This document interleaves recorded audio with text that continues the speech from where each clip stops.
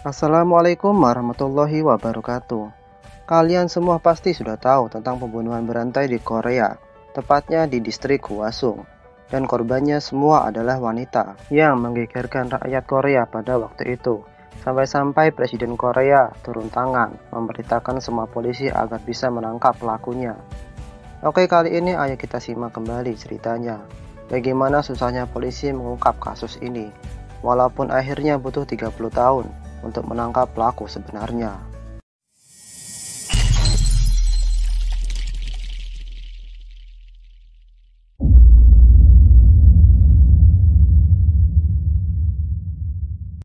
Kisah ini dimulai saat detektif bernama Park menemukan mayat seseorang wanita di parit dengan kondisi diikat dan seperti korban pemerkosaan.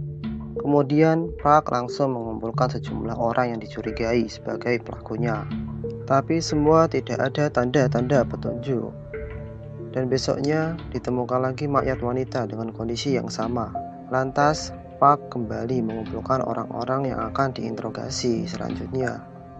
Saat di rumah, istri Park menceritakan bahwa ada seseorang yang mengikuti korban sebelum pembunuhan. Tapi dia adalah seseorang yang autis bernama Hwang Ho. Kemudian Park membawanya ke kantor untuk diinterogasi.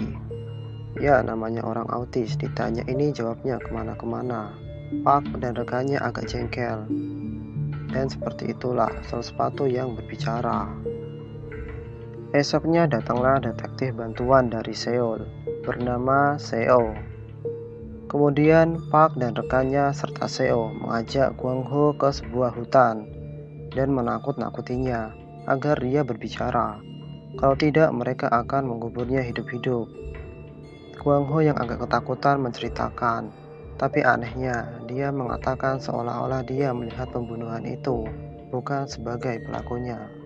Dan Seo menyadarinya bahwa Hwang Ho bukanlah pelaku sebenarnya, karena tangan Hwang Ho yang agak cacat mustahil bisa mengikat tali simpul sempurna seperti yang ada pada korban. Tapi Park dan anggota polisi lain tetap melanjutkan rekonstruksi adegan dan mengabaikan fakta-fakta itu.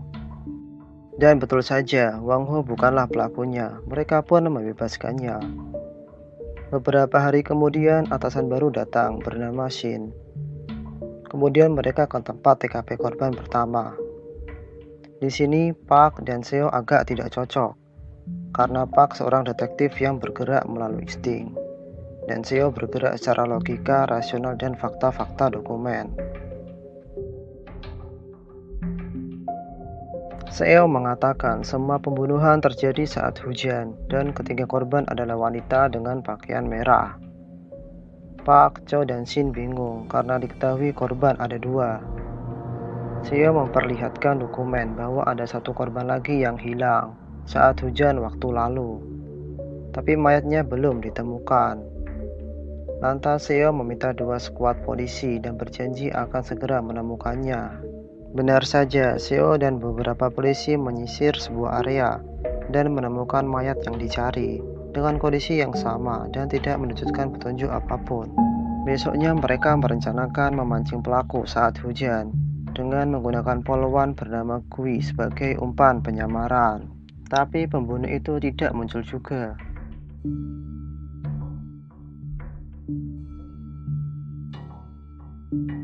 Akhirnya Kui dan Seo berteduh di pondok kecil bersama penjaga pos dan dua gadis sekolah. Sambil menunggu hujan reda, dua anak perempuan itu bercerita tentang pembunuh berantai yang mitosnya bersembunyi di toilet sekolah dan tiba-tiba muncul.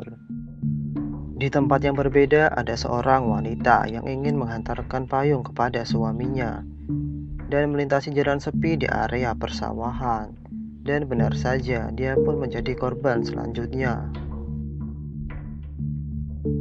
Saat mereka bingung tentang kasus ini, Kui mengatakan dia menemukan petunjuk baru bahwa di setiap terjadi pembunuhan, ada orang yang request lagu di radio dengan judul Surat Kesedihan.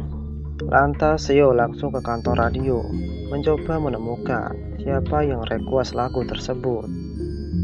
Tapi orang-orang di radio tidak tahu orangnya, karena surat-surat request sudah dibuang karena saking banyaknya. Sedangkan Park diberi masukan oleh istrinya agar meminta bantuan dukun. Kemudian Park dan Cho melakukan ritual yang diberitakan oleh si dukun. Dan jika berhasil, muka pelaku akan muncul di kertas yang diberikan oleh dukun tersebut. Saat dalam ritual, Seo datang ke tempat itu, mungkin melihat-lihat petunjuk di sekitar TKP. Tiba-tiba datang pria aneh, mengeluarkan pakaian dalam wanita dan kelihatan melakukan hal yang tak senonoh. Melihat gerak-gerik yang mencurigakan, Seo dan Cho ingin menangkapnya. Seo pun melakukan hal yang sama. Singkat cerita, pria itu tertangkap dan diinterogasi. Pria itu menceritakan bahwa malam itu dia hanya ingin melakukan hal tak senonoh di hutan itu karena cuacanya beda dan di rumah ada anak-anak sedangkan istrinya sakit.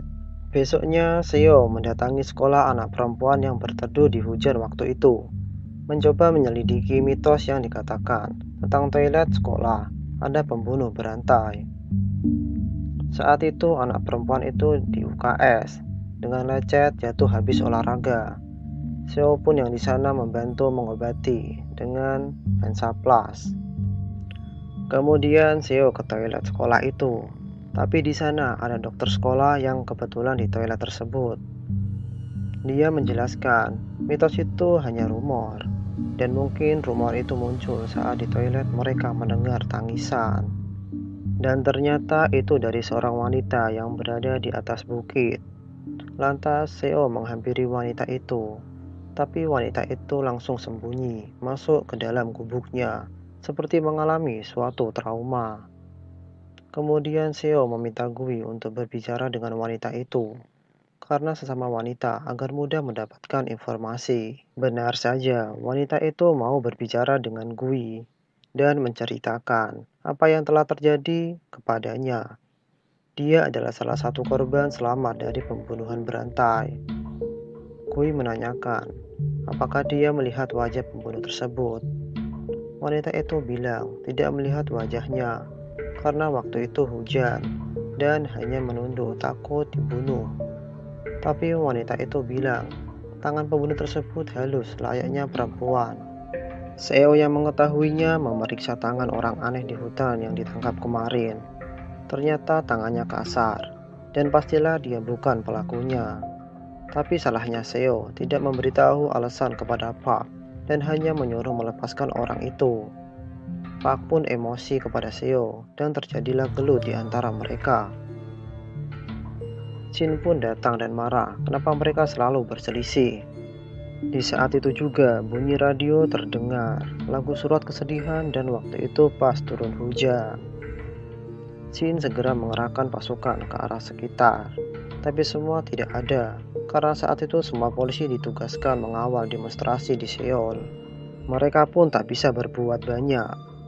Besoknya benar saja ditemukan lagi korban berikutnya. Untung saja Gui yang langsung ke kantor radio berhasil menemukan siapa pengirim request lagu tersebut dan menghubungi Park serta Seo. Seo dan Park bergegas ke alamat tersebut, tetapi tidak ada orang. Ternyata dia adalah seseorang pemuda yang bekerja di kantor pabrik bernama Park Hyun Gu. Seo dan Park membawa Hyun ke kantor dan memeriksa tangannya serta surat yang dikirimnya. Benar saja, tangannya halus dan surat itu adalah miliknya. Tapi Seo dan Park masih ragu bahwa dia pelakunya, karena bukti belum lengkap, dan si Hyun tenang, seperti bukan pembunuh sebenarnya. Seo dan Park yang masih ragu teringat tingkah Hwang Ho. Kenapa dia berbicara seperti itu? Seo pun menyadari, Hwang Ho adalah saksi kunci kasus ini. Seo dan Park bergegas menemui Hwang Ho. Saat Hwang Ho menceritakan sebagian, dia seperti kambuh, penyakit jiwanya dan tiba-tiba lari. Saat Park mengejarnya, Hwang Ho sudah berada di rel kereta api dan kemudian tertabrak. Park hanya bisa meratapi, dia tidak bisa menyelamatkan Hwang Ho. Park sedikit frustasi dan istrinya menyarankan agar keluar saja dari pekerjaan ini. Dan Hyun akhirnya terbebas karena memang tidak ada bukti lagi dan saksi kunci terakhir sudah tidak ada. Tapi Seo masih mengawasi Hyun. dan tim forensik menemukan sperma di baju korban. Jika sperma ini cocok dengan Hyun, ini bisa jadi bukti kuat menangkapnya dan mengakhiri semua ini. Tapi butuh waktu lama karena harus dikirim ke Amerika.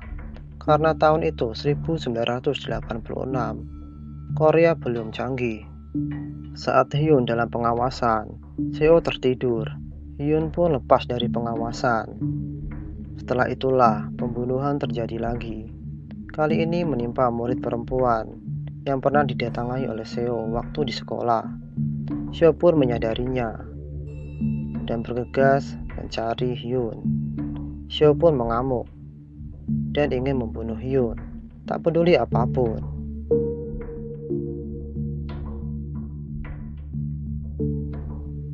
Beruntunglah dia dihentikan oleh Park sambil membawa hasil forensiknya.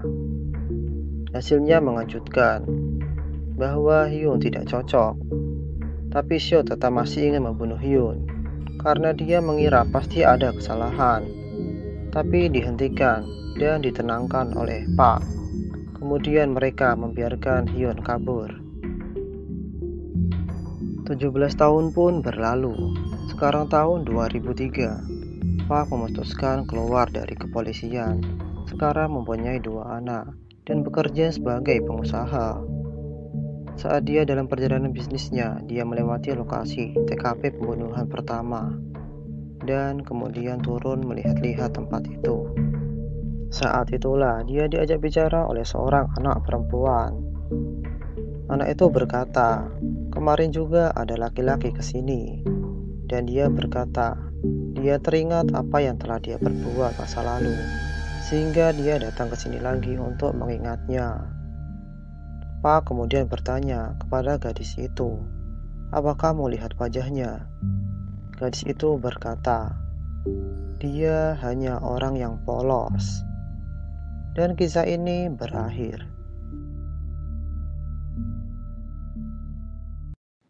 Oke, itulah akhir dari film Memories of Murder. Walaupun sampai akhir tidak ketemu pelakunya di film ini. Karena memang di tahun 2003 belum tertangkap pelakunya. Tetapi di tahun 2019, bulan Oktober, akhirnya tertangkap pelaku sebenarnya, bernama Lee Jun-jae. Kalau dipikir dari sketsa wajahnya mirip sama Hyun.